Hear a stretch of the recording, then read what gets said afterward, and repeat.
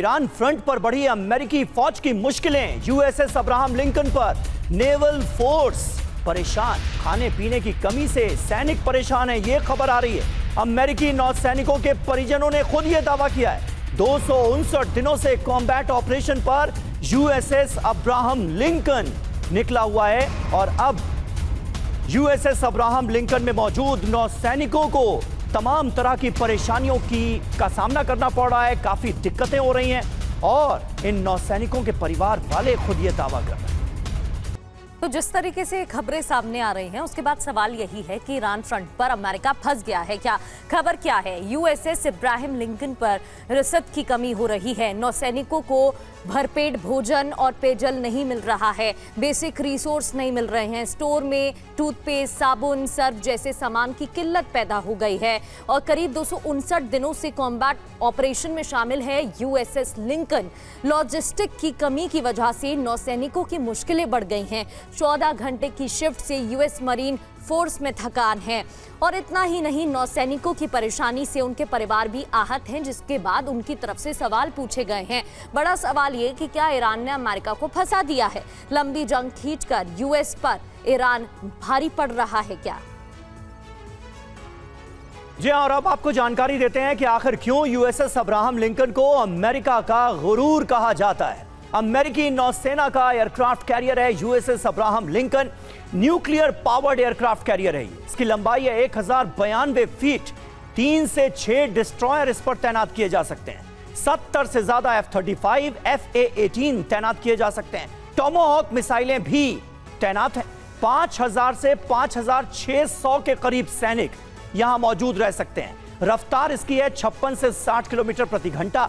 37 साल में 5 बड़े युद्धों में इसने हिस्सा लिया है। सिवाज साहब, किसने सोचा था कि अमेरिका की यह हालत हो जाएगी?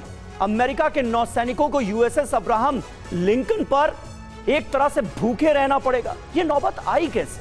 ऐसा कैसे हो गया? यह कि समीर, बड़ी विडंबना है कि किस प्रकार से जो अमेरिका कहता है कि सबसे बड़ी पावरफुल उसके पास नेवी है, आज उसकी ये सिचुएशन हो गई है कि यूएसएस अब्राहम लिंकन में लोगों को खाना नहीं मिल रहा है, सैनिकों की हालात अच्छे नहीं।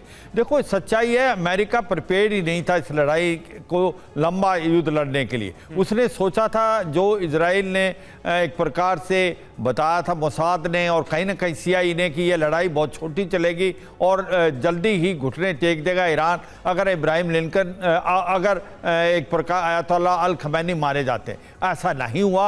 आप देखें, इससे पहले गैरल जी फोर्ड, वो भी 1 साल से ज़्यादा डिप्लॉय होने के बाद वापस गई है। इब्राहिम लिंकन 259 डेज होने के बाद, बड़ी दुख की बात है, आज अमेरिका के अंदर हथियार, वेपन और अम्यूनिशन की भी कमी है और आप ये लॉजिस्टिक सप्लाई इनकी टूट गई है। सप्लाई चेन में काफ़ी दरार आ गई है कि आज एक ऐसा बड़ा विडंबना है कि जो नेवी के पर्सनलों के फैमिली से आ रहा है, वहाँ पर खाना भी नहीं मिला। मुझे लगता है ये दिखाता है कि अमेरिका का मोराल भी डाउन है, जवानों की एक प्रकार से ध्यान भी नहीं दिया जा रहा, हथियार भी कम है, उसके बाद अम्यूनिशन भी कम है।